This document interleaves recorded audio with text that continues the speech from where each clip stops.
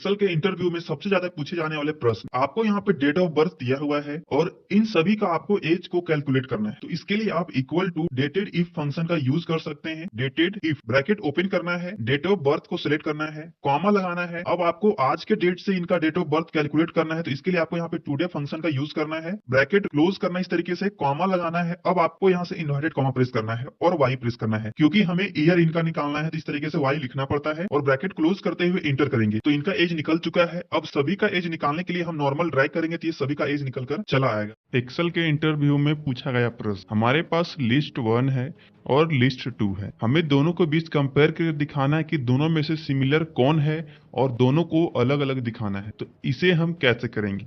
इसके लिए हम इक्वल टू लगाएंगे, पहले नंबर को सिलेक्ट करेंगे, फिर से इक्वल लगाएंगे, सेकेंड नंबर को सिलेक्ट करेंगे और इंटर करेंगे, जिससे सेम नंबर ट्रू आएगा और जो सेम नहीं होगा वो फॉल्स आएगा। अब हम कीबोर्ड से कंट्रोल शिफ्ट एल प्रेस करेंगे, जिससे फिल्टर अप्लाई हो जाएगा। अब एरो में क्लिक करेंगे और हम ट्रू वाले में चेक रखेंगे और फॉल्स वाले में यहाँ से हटा के ओके में क्लिक करेंगे, जिससे हमारा सभी सेपरेटली शो हो जाएगा। इसी तरीके से आप फॉल्स को भी शो कर सकते हैं। एक्सेल में हमारे पास एक डाटा दिया हुआ है जिसमें स्टूडेंट्स के नाम है और उनकी स्टेटस दी। स्टेटस के हिसाब से जो स्टूडेंट पास के सामने हमें राइट का सिंबल लगाना है, फेल है उनके सामने क्रॉस का सिंबल लगाना। इसके लिए हम इक्वल टू लगाएंगे, इफ फंक्शन का यूज करेंगे। लॉजिकल टेस्ट में हम स्टेटस को लेंगे, इक्वल टू लगाएंगे और डबल कोट के अंदर हम लोग यहाँ पे पास टाइप डबल कोट को बंद और कॉमा लगाएंगे। वैल्यू ऑफ ट्रू में हम चर फंक्शन का यूज करेंगे, यहाँ पे नंबर हम टाइप करेंगे, ब्रैकेट क्लोज करके यहाँ पे कॉमा लगाएंगे। वैल्यू ऑफ फॉल्स के अंदर फिर से हम लोग चर फंक्शन का यूज करेंगे, यहाँ पे नंबर 1 को टाइप करेंगे और डबल ब्रैकेट क्लोज करके इंटर करेंगे और नॉर्मल इसे हम लोग ड्रैग कर। अब यहाँ फॉन्ट में जाएंगे और यहाँ पे सर्च विंडिंग विंडिंग और यहाँ से हम विंडिंग विंडिंग्स फॉन्ट को यहाँ से हम लोग ले लेंगे, आपके सामने ये आ जाएगा। एक्सेल में हमारे पास एक डाटा है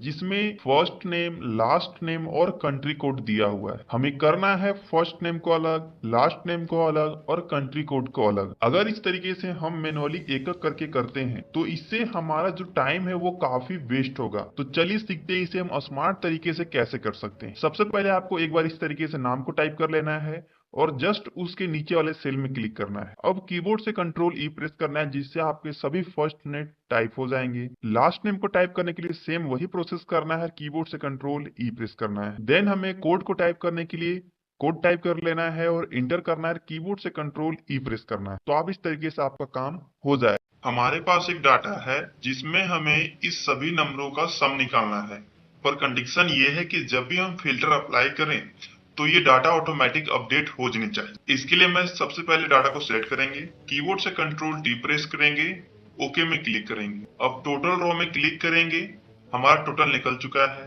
अब जैसा ही हम लोग यहाँ पे फिल्टर में क्लिक करके फिल्टर अप्लाई करेंगे, उसी के साथ हमारा जो डाटा है वो अपडेट हो जाएगा। अगर आप एक्सेल में किसी भी फॉर्मेट को इस तरीके से मैनुअली सिलेक्ट करते हैं, डिलीट करते हैं, फिर आप यहाँ से बॉर्डर में जाते हैं और नो बॉर्डर करते हैं, फिर हाईलाइट हटाने के लिए आप जाते हैं हाईलाइट में और यहाँ से नो हाईलाइट करते हैं, तो ये एक बहुत ही लेंदी प्रोसेस है। आइए मैं आपको सिखाता हूँ इसे हम एक क्लिक में कैसे अप्लाई कर सकते हैं, कैसे इसे क्लीन कर सकते हैं। इसके लिए आपको रेंज को सिलेक्ट कर लेना है, होम मेन्यू के क्लीन ऑप्शन में आना है। अब आपको यहाँ से क्लियर ऑल में क्लिक करना है, जिससे आपका सभी डाटा एक क्लिक में हट। आइए सीखते हैं एक्सेल में फ्रीज पेन को सही तरीके से यूज कैसे किया जाता है। हमें इस टॉप रो को फ्रीज करना है, तो आपको कहीं भी कर्सर क्लिक करना है। अब जाना है व्यू टैब में, अब यहाँ से आपको फ्रीज पेन वाले ऑप्शन में क्लिक करना है। देन आपको फ्रीज टॉप रो में क्लिक करना है, जिससे आपका जो हेडिंग है वो फ्रीज हो चुका है। अब जैसा ही मैं कर्सर नीचे कर रहा हूँ, आप देख सकते हो कि आपका हेडिंग है वो फ्रीज हो चुका है। अगर आप भी एक्सेल में कुछ इस प्रकार से एक एक नंबर को क्लिक करके हाईलाइट करते हैं, तो यह एक बहुत ही गलत तरीका है। आइए मैं इसका एक सही तरीका सिखाता हूँ। यहाँ पे हमें 30 से लेके 50 तक के नंबर को हाईलाइट करना है। इसके लिए हम पूरे रेंज को सिलेक्ट करेंगे, कंडीशनल फॉर्मेटिंग में जाएंगे, हाईलाइट सेल्स रूल में जाएंगे। अब यहाँ से हम लोग बिटवीन लेंगे और हमें मिनिमम 30 करना है और मैक्सिमम 50 तक करना है। यहाँ पे हम 50 इस तरीके से पुट कर देंगे और ओके में क्लिक करेंगे, तो आपका देखेंगे कि जो आपका डाटा है वो रेड कलर से हाईलाइट हो।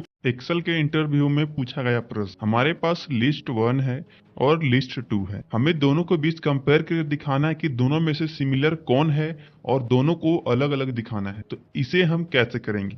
इसके लिए हम इक्वल टू लगाएंगे, पहले नंबर को सिलेक्ट करेंगे, फिर से इक्वल लगाएंगे, सेकेंड नंबर को सिलेक्ट करेंगे और इंटर करेंगे, जिससे सेम नंबर ट्रू आएगा और जो सेम नहीं होगा वो फॉल्स आएगा। अब हम कीबोर्ड से कंट्रोल शिफ्ट एल प्रेस करेंगे, जिससे फिल्टर अप्लाई हो जाएगा। अब एरो में क्लिक करेंगे और हम ट्रू वाले में चेक रखेंगे और फॉल्स वाले में यहाँ से हटा के ओके में क्लिक करेंगे, जिससे हमारा सभी सेपरेटली शो हो जाएगा। इसी तरीके से आप फॉल्स को भी शो कर सकते हैं। एक्सेल के एक इंटरव्यू में एक कैंडिडेट से बोला गया कि दिए गए डाटा को आपको प्रिंट करना है, पर यहाँ कंडीशन ये है कि आपको फरवरी वाले सेल को प्रिंट नहीं करना है। तो इसके लिए आप सबसे पहले हेडिंग से सिलेक्ट करेंगे, कीबोर्ड से कंट्रोल 0 प्रेस करेंगे, जिससे ये हाइड हो जाएगा। अब इसका प्रिंट प्रीव्यू देखने के लिए कीबोर्ड से कंट्रोल F2 प्रेस करेंगे तो आपको यहाँ पे दिखेगा कि जो आपका फरवरी वाला कॉलम था वो हाइड हो चुका है। वीडियो अच्छा लगा तो वीडियो को लाइक करें एंड चैनल को जरूर सब्सक्राइब करें।